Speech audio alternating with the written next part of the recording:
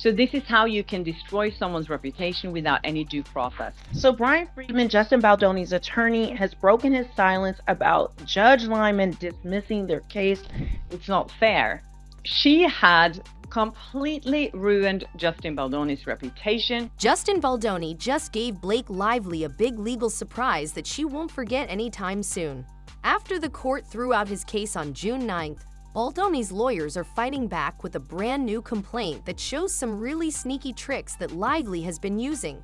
This fight isn't just getting hot, it's becoming the biggest courtroom drama of the year with secrets that are too crazy to believe. Much of Justin Baldoni's case yesterday was dismissed by Judge Lyman. The court fight between Justin Baldoni and Blake Lively took a big twist on June 9th when the judge said no to Baldoni's claims that Blake said mean lies about him. On the outside, this might look like Blake won. Her team sure acted like they won, showing off headlines like they had already beaten him. The judge noted that Baldoni's legal team can still amend the claims for breach of implied covenant and tortious interference with contract with a deadline of June 23rd. But here's the tricky part. The judge didn't say no because Blake was telling the truth.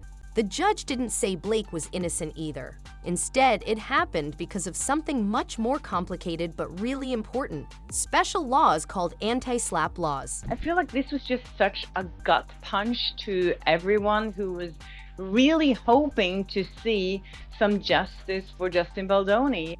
These laws are made to protect people's right to speak freely, but they often make it super hard for cases like Baldoni's to win. And now we're seeing that bullies are protected legally to do whatever they want, and the legal system will continue and aid them in victimizing you. The court has invited us to amend 4 out of the 7 claims against Ms. Lively, which will showcase additional evidence and refined allegations. To win, Justin's team had to prove 2 things: that Blake's claims were lies, and that she said those lies just to hurt him on purpose. At this early stage, that's really hard to do. So hard that it almost seems unfair to the person being accused. Get over it. It's been a day since the news of Justin. All cases been dismissed, but the court basically said, not enough proof that she lied about you right now. But it didn't say anything about the bigger claims in this whole mess. But wait, this dismissal isn't as simple as it looks. Behind closed doors, people are whispering about some major secrets coming out. Judge Lyman's brother is really involved in Blake's life, and now people are watching closely. Some people are asking if his connection to the project and to Blake herself changed her story. So basically, Blake Lively got all the headlines, the sympathy, and she got to tell the narrative before Justin Baldoni even got a chance to respond. Could important things have been made to sound worse, or even worse, could they have been made up completely to make her claims stronger? Baldoni's team is digging deep, and they've hinted that the story Blake is telling might fall apart when people look at it more closely. Anybody can just make false accusations, and it's covered by privilege, and your whole life can be destroyed, and the legal system will just give a big F you. Even more interesting is the claim that there was a secret, mean campaign against Justin that can't be traced back to anyone. It's a bold claim, but his legal team really wants to figure it out. So while Blake's team is celebrating, the real battle is just getting started. Stay tuned. This case is nowhere near finished. This California law, these different laws that protect people who can make false accusations to destroy a person's life, and they have no legal recourse to fight against it. California and New York's anti-slap laws are really tough. They're designed to stop silly lawsuits that might stop people from speaking freely. Sounds good, right?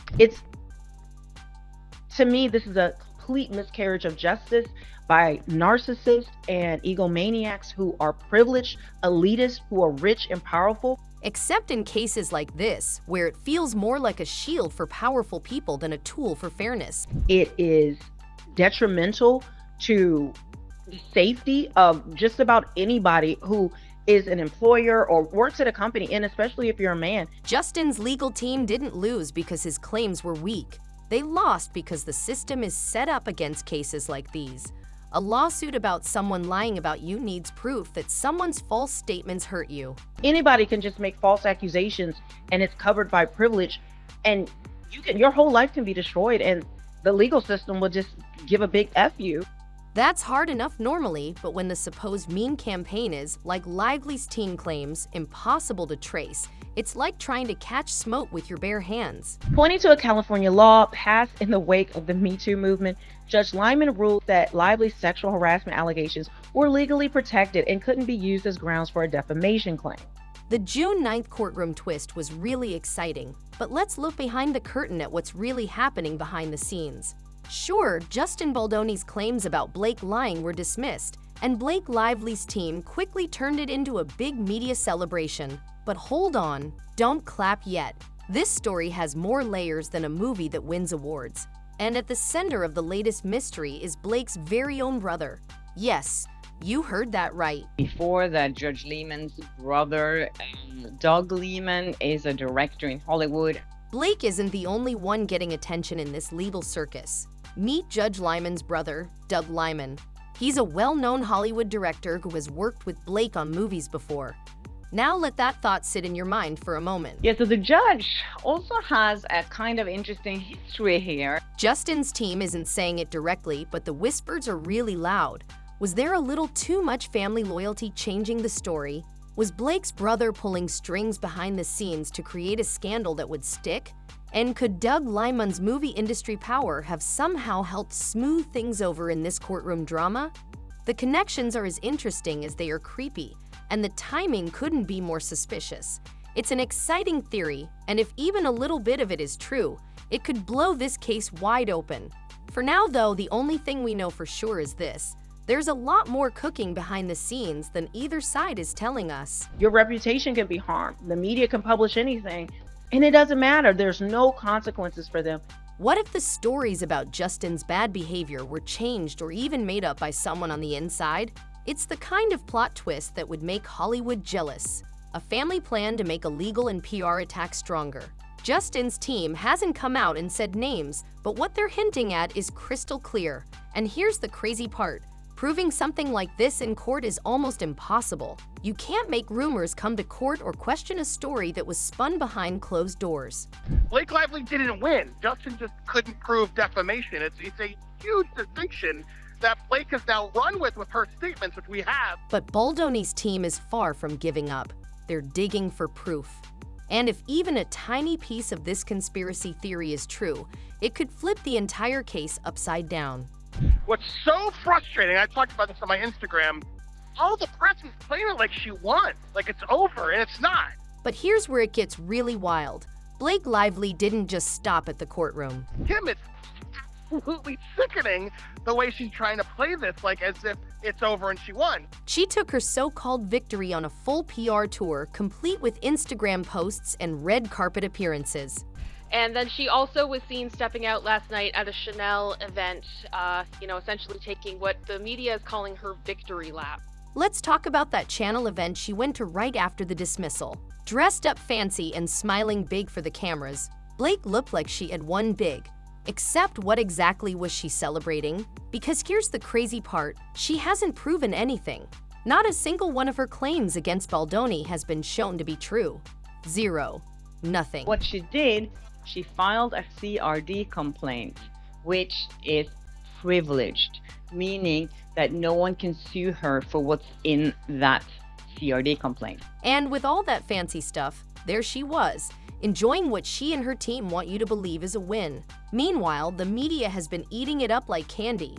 Big news outlets are running headlines that paint Lively as the winning hero, conveniently ignoring the fact that this isn't over.